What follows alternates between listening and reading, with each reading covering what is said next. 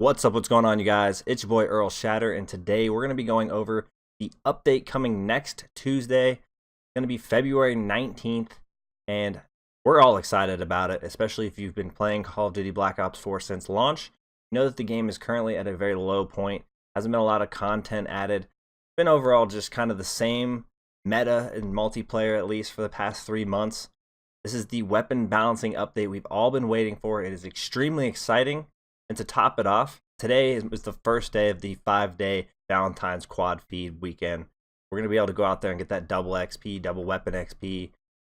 Anything you're looking for as far as ranking up, you're going to be able to do it this weekend. You're going to want to be out there grinding, earning as much XP as possible, into as many matches as you can so you can just level up and enjoy your experience overall in Call of Duty that much more. So this weapon balancing update, like I said, been about 3 months since we've seen any changes, I feel like, to a lot of these weapons. It's going to be really exciting. It's going to change the way the game is played. It's going to change the weapons people are using. And I think it's going to kind of be a nice refresher for the game that we've all been waiting for. And let's get right into it and talk about what they plan on doing. So it's really nice of them, I just want to say, to give us a preview on Friday of what's coming on Tuesday. We can kind of get excited ahead of time, and I'm going to tell you right now, I'm pretty excited. I'm not going to go over the PC stuff. I'm just going to talk about kind of what they're doing on the console side. The ICR is not going to receive any different changes on the console side. The Rampart, this is very surprising. They're improving the max range from 37.6 yards to 41.6 yards. Weapon was one of the best, if not the best gun in the game before this update's coming out. Now they're going to make it the best gun in the game. And we're going to talk about a little bit more why as we go through this. So the KN57, get an improved max damage range from 15.2 to 17.3. So a little bit of a buff there as well. Not surprising. The KN, they're trying to balance it out a little bit there. The Vapor is going to get an improved 5-hit kill range from 34.7 yards to 50 yards. That's a big difference. I think that the Vapor truly does need it. Kind of does feel a little weaker as far as the assault rifles go. Kind of makes it like less desirable to use, and this could make it one of the better assault rifles probably. We'll have to see when this update comes out how these things actually turn out for it. They're also going to improve the ADS idle to sweat less, so you'll be able to be a little bit more accurate with your shots. This gun being more accurate, having a bigger 5-kill hit range, it's going to be a lot more balanced than it currently is, and I'm excited to see. The Maddox, now this is a big one for all of you out there that know this is not only a big competitive weapon, but it's actively pretty used often, I guess I should say, in pub matches as well. The Maddox is getting reduced recoil stability in the first 5 shots, so it's going to be a little less accurate for those first 5 bullets. The Echo Fire Operator mod is getting improved recoil stability, so that actually might be a little bit better. Quick Draw is getting reduced ADS in speed. Quick Draw 2 is also getting it, so overall the gun's not going to ADS as fast, which is going to affect the performance of it quite a bit. The stock is also getting reduced ADS speed, so the stock's not going to be quite as useful as it has been. I'm sure it'll still be pretty good. And then the ELO sight is also getting reduced recoil stability, so it's going to be a little less accurate while using the ELO sight as well. This is overall kind of surprising to see that the Maddox is getting this many changes, but it should be nice for the overall balance of assault rifles. I don't think it's going to be a huge problem, but we'll have to wait and see when the update comes out how it's affected and whether it's good or bad overall. Also, a console-only change is going to be they're going to reduce the max damage range from 23.6 yards to 20.8. It's a small difference, but it'll affect this weapon quite a bit, I think.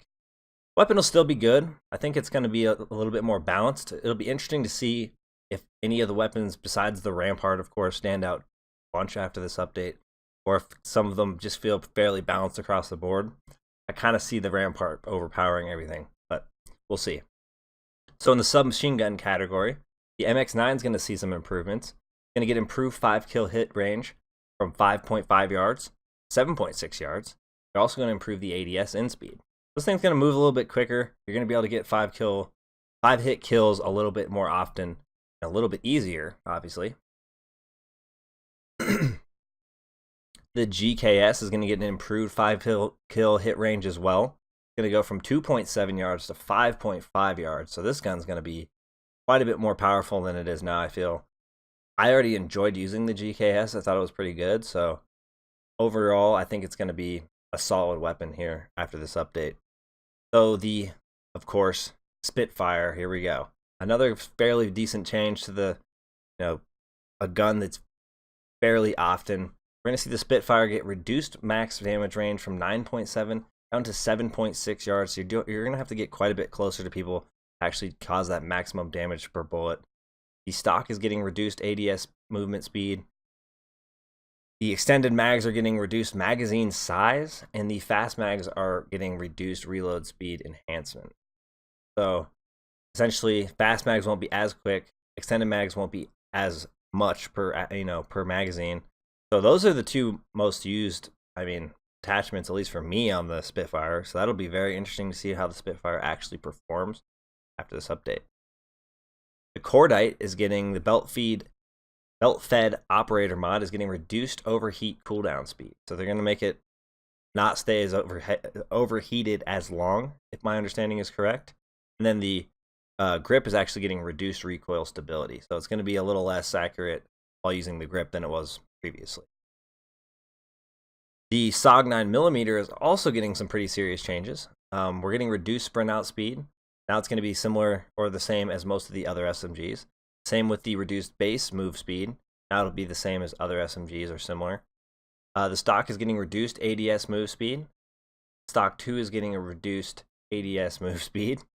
And the grip is getting a reduced recoil stability. This gun's getting a pretty solid nerf across the board. SOG is Rand's Terror, and it's one of the most used SMGs in the game currently, I think, and I don't think it will be after this. We'll have to wait and see how much it's affected across the board. Something else to note is that the dual-wield operator mod is getting reduced hipfire accuracy and also reduced max damage range from 11.1 yards to 8.3 yards. So it feels like that's also getting quite a bit of a nerf. The Daemon looks like it's going to get max damage range improvement, though, from 6.9 to 9 yards, so it'll be a little bit more effective from those distances. Now we're on to the tactical rifles, and things get a little bit interesting here as well. Under the Auger is getting improved ADS speed, ADS movement speed, and improved fire speed. Then the double tap operator mod is getting improved firing time between shots, so you're going to be able to get those bursts out. It sounds like a little bit quicker.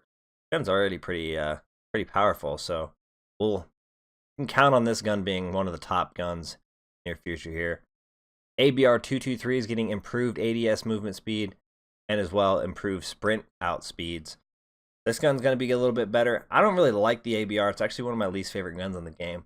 It'll be fun to try this weapon out again and see if I actually enjoy it. The Swordfish, surprisingly, getting improved ADS move speed, and also Quick Draw 2 will have an improved ADS in speed. So you're going to be able to ADS pretty quick if you're using Quick Draw 2 with this weapon. This weapon's already powerful. I think being able to aim down sight quicker could be pretty OP. We're going to have to wait and see for that as well. The light machine guns, here we go. The Titan. This is absolutely the most exciting thing to hear, for at least for me. The Titan is getting reduced flinch distance when being hit. Getting reduced max damage from 46 to 38, so it'll be a little less powerful. Should be a 4-shot kill now. And then the stock is getting reduced ADS move speed. Obviously, I'd rather see this gun be a little bit less effective than that even.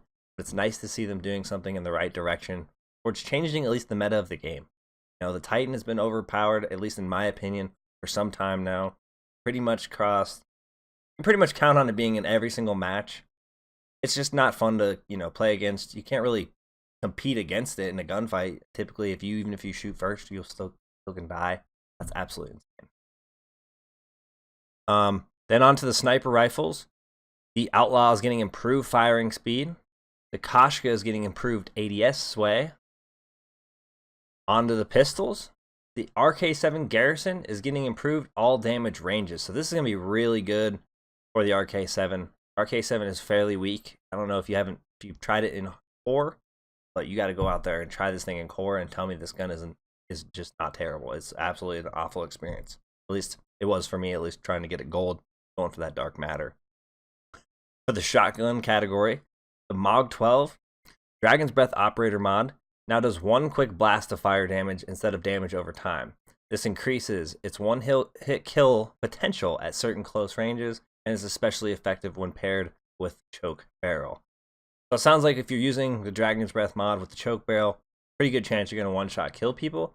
However, from now on, when you do shoot somebody with those fire shells, not going to continually burn them. That's kind of a pretty good plus.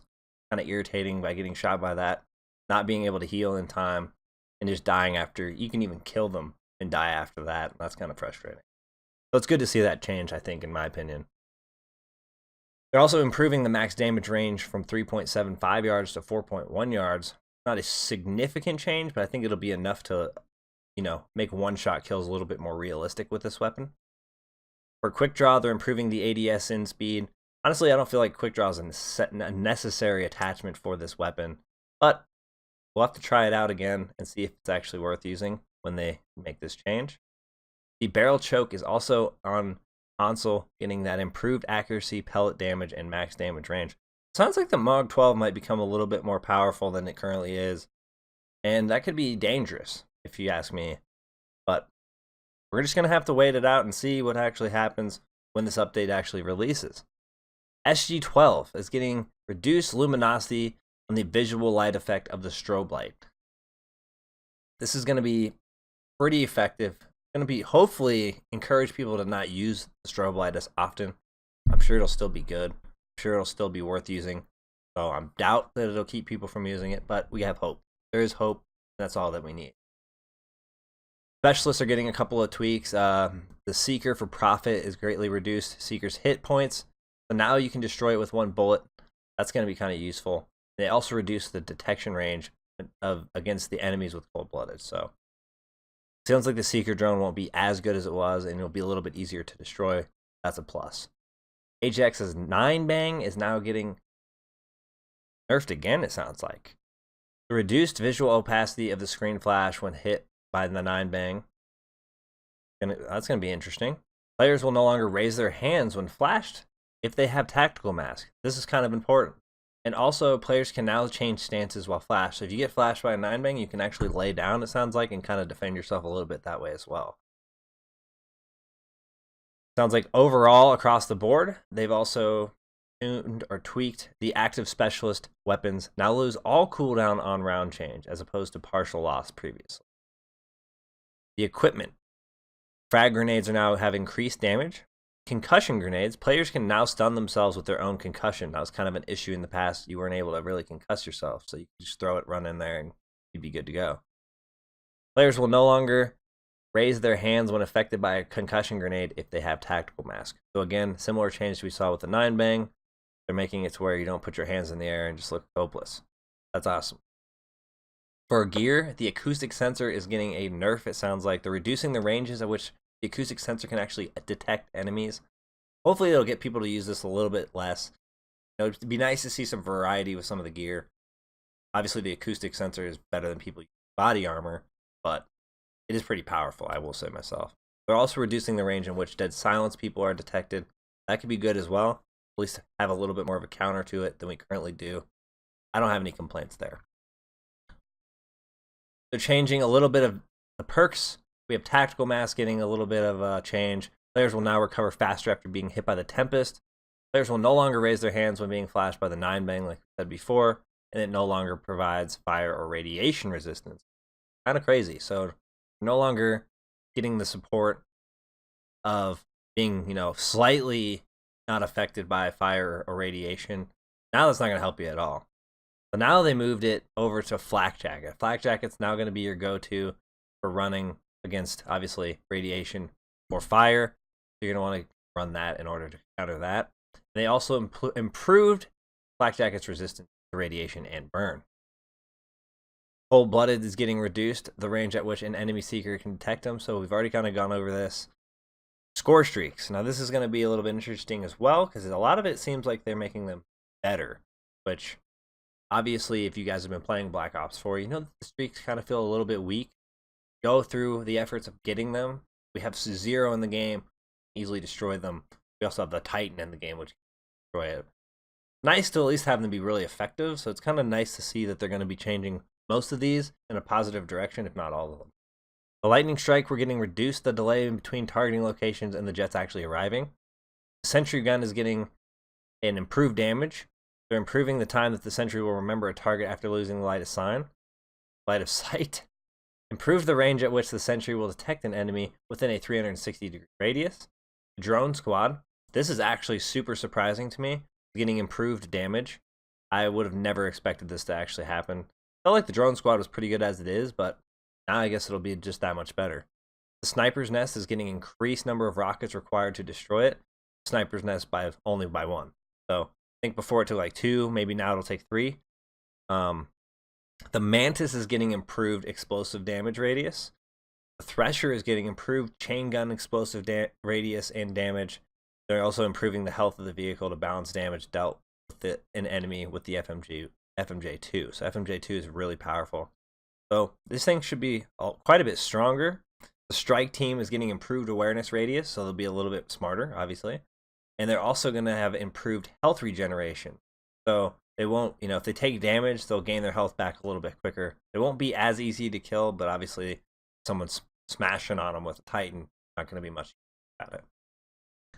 Scorestreak team kills in hardcore, I'm assuming, obviously, will no longer count towards the team kill kick limit in mode. So if you guys are out there playing hardcore, your streaks kill your teammates, it won't count against you. You won't be kicked from the game for that, just when you shoot them physically by using your gun or whatever. That'll be when you're most effective. Finally, like I said, this update is really, really awesome. I look forward to seeing it soon. League play is finally arriving on February 21st, which is next Thursday. Let me know down in the comment section if you guys are not only excited for the weapon balancing, but excited for league play as well. What show are you more excited for? And is there anything about this update that you don't like?